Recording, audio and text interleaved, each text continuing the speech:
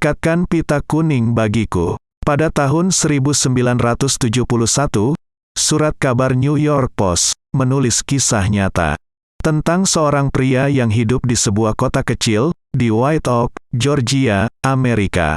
Pria ini menikahi seorang wanita yang cantik dan baik. Sayangnya, dia tidak pernah menghargai istrinya. Dia tidak menjadi seorang suami dan ayah yang baik. Dia sering pulang malam-malam dalam keadaan mabuk, lalu memukuli anak dan istrinya.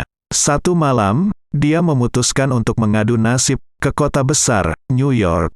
Dia mencuri uang tabungan istrinya, lalu dia naik bis menuju ke utara, ke kota besar, ke kehidupan yang baru. Bersama-sama beberapa temannya, dia memulai bisnis baru. Untuk beberapa saat dia menikmati hidupnya. Seks bebas, judi, dan obat-obatan terlarang. Dia menikmati semuanya. Bulan berlalu, tahun berlalu, bisnisnya gagal, dan ia mulai kekurangan uang. Lalu dia mulai terlibat dalam perbuatan kriminal. Ia menulis cek palsu dan menggunakannya untuk menipu uang orang.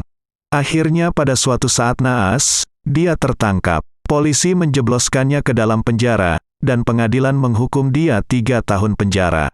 Menjelang akhir masa penjaranya, dia mulai merindukan rumahnya. Dia merindukan istrinya. Dia rindu keluarganya. Akhirnya dia memutuskan untuk menulis surat kepada istrinya, untuk menceritakan betapa menyesalnya dia. Bahwa dia masih mencintai istri dan anak-anaknya. Dia berharap dia masih boleh kembali, namun dia juga mengerti bahwa mungkin sekarang sudah terlambat. Oleh karena itu, ia mengakhiri suratnya dengan menulis, "Sayang, engkau tidak perlu menunggu aku. Namun jika engkau masih ada perasaan padaku, maukah kau nyatakan? Jika kau masih mau aku kembali padamu, ikatkanlah sehelai pita kuning bagiku pada satu-satunya pohon beringin yang berada di pusat kota. Apabila aku lewat dan tidak menemukan sehelai pita kuning, tidak apa-apa. Aku akan tahu dan mengerti. Aku tidak akan turun dari bis, dan akan terus menuju Miami. Dan aku berjanji aku tidak akan pernah lagi mengganggu engkau dan anak-anak seumur hidupku." Akhirnya hari pelepasannya tiba. Dia sangat gelisah. Dia tidak menerima surat balasan dari istrinya.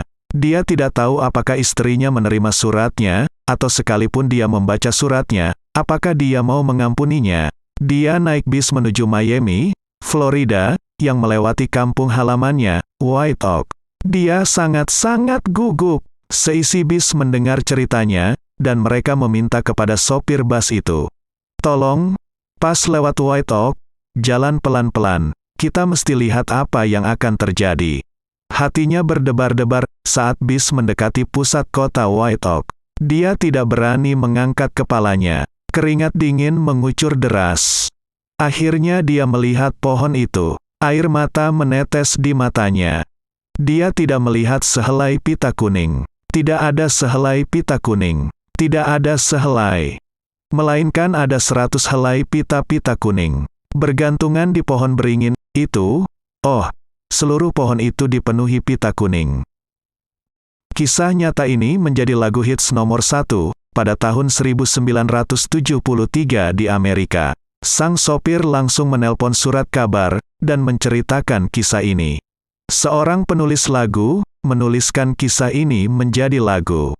Tie a yellow ribbon around the old oak tree. Dan ketika album ini dirilis pada bulan Februari tahun 1973, langsung menjadi hits pada bulan April tahun 1973.